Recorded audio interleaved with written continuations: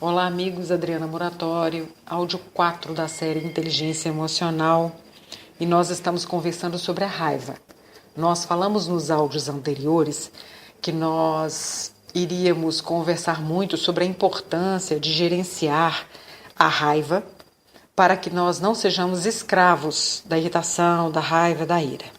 Aprendermos a gerenciar essa emoção e da importância disso. Então, hoje nós vamos destacar duas técnicas que os pesquisadores que trabalham com a raiva colocam como sendo as duas técnicas mais eficazes que nós devemos trabalhar para gerenciarmos a ira, a raiva, logo que ela se inicia, não deixando que ela cresça dentro de nós. A primeira consiste naquela reavaliação que nós já até falamos um pouco nos áudios anteriores, mas que nós vamos detalhar aqui hoje um pouco mais. Essa reavaliação consiste em avaliar e contestar as ideias que disparam o surto da raiva. Contestar aquela ideia original. Já que os pesquisadores descobriram que a raiva é alimentada por esses pensamentos que vão se seguindo a primeira avaliação, fazer uma outra avaliação diferente, ou avaliar e contestar essa primeira ideia, é para eles a estratégia mais eficaz. Como é que isso funciona na prática?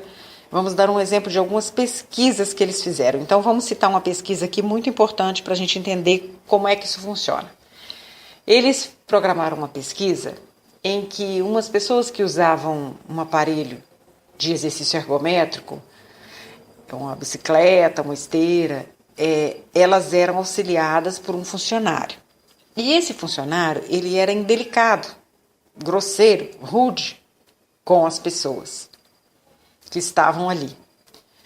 Quando essas pessoas saíam do local, elas eram convidadas a avaliar o trabalho do funcionário, acreditando que essa avaliação ia interferir na contratação dele para o emprego ou não. Então, a esmagadora maioria, quase que 100% das pessoas, quando saíam dali, saíam iradas, raivosas, com a grosseria que haviam recebido ou com a indelicadeza, e elas então, quando se apresentava a oportunidade de avaliar o funcionário, elas faziam questão de tentar prejudicar o funcionário para que ele não fosse contratado. Repetiram a pesquisa várias vezes e os mesmos resultados.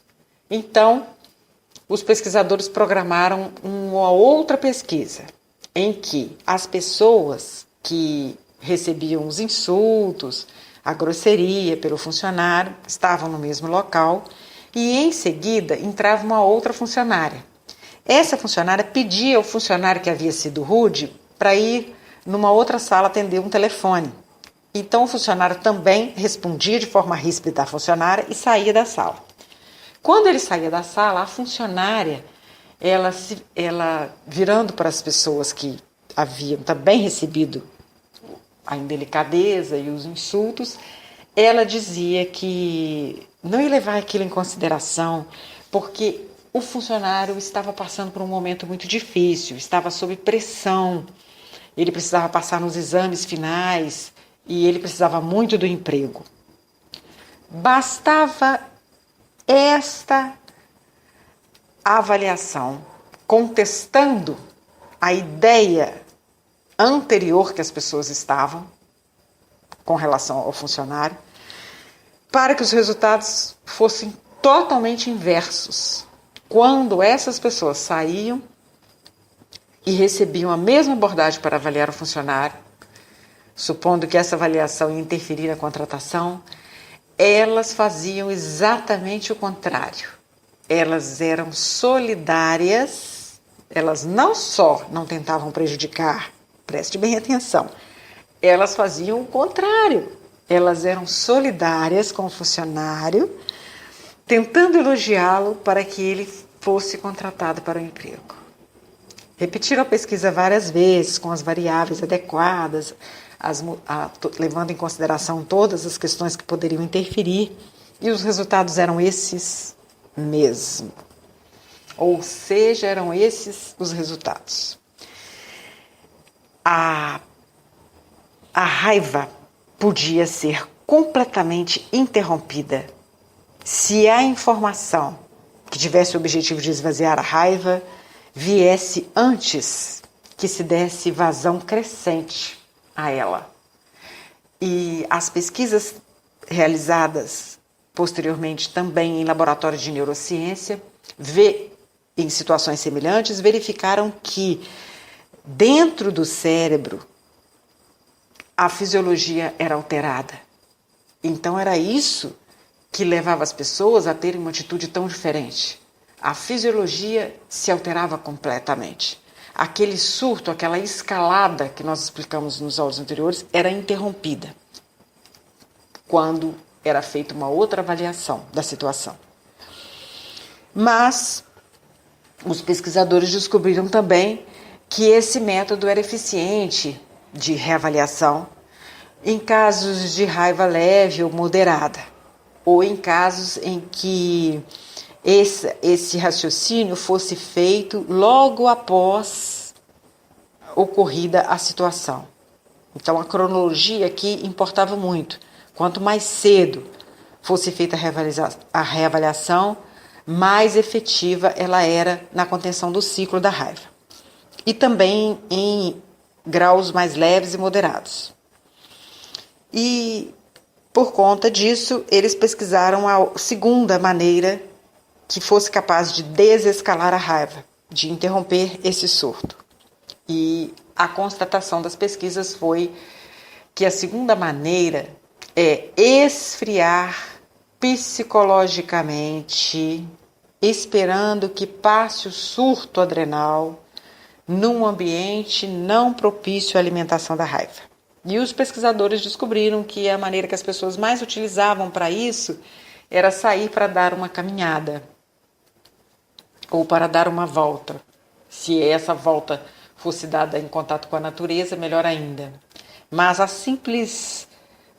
simples fato de ficar só e de sair do ambiente já era efetivo para esfriar psicologicamente.